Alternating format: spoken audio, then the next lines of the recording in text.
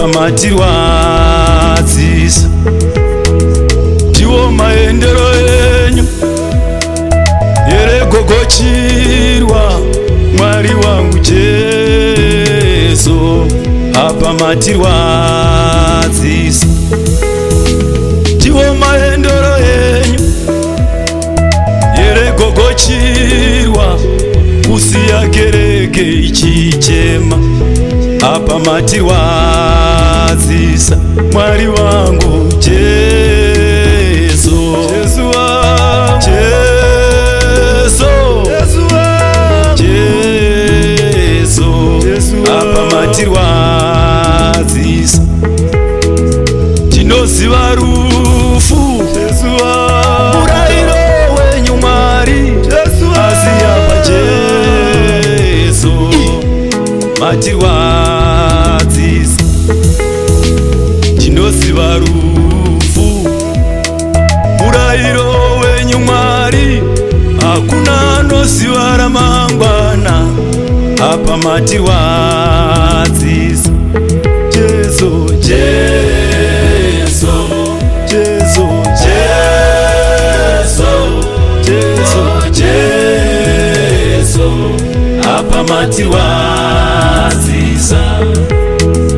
Tiwo vaiva mudzi wekereke, tiwo vaiva chipangamazano.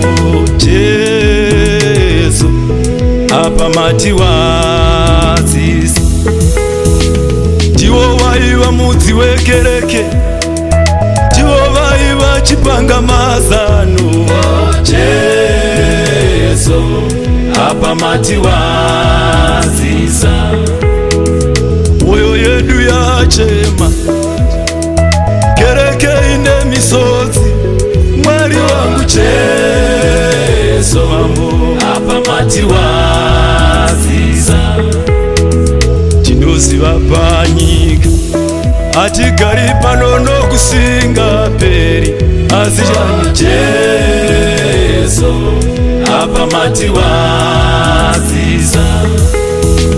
Tinoziva panyika hatigari pano nokusinga peri, asi chani Jesu, apa matirwadzisa.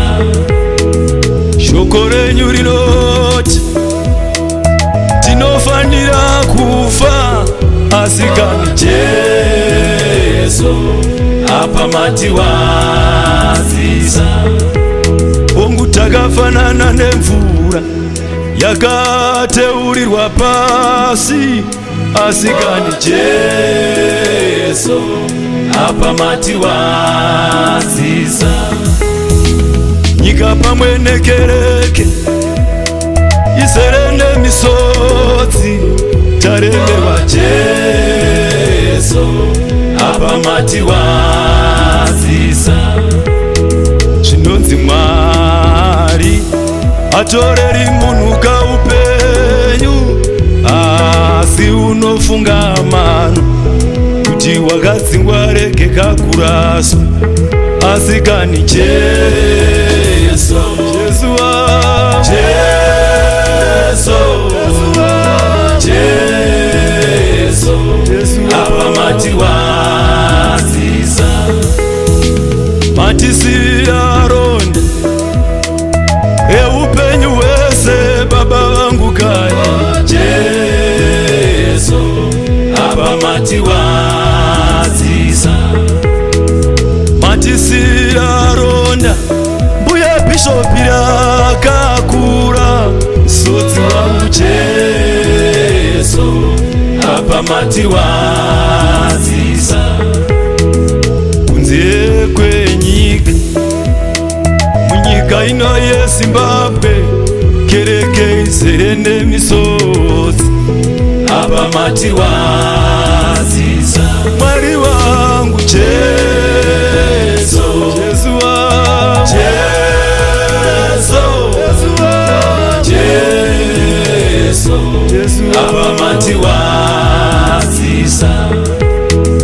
Tiwo vaiva chipangamazano mukereke yenyu Mwari Jesu, apa mati wanzisa Jehova ivakakereki kutipa masano kamuzimba zedu Mwari wangu Jesu apa mati wanzisa Uwazano ruri kuchema sindano iri kuchema Oh Jesu apa mati wanzisa Bagomana vasikana voche Diani achati vaka Oh Jesu apa mati wanzisa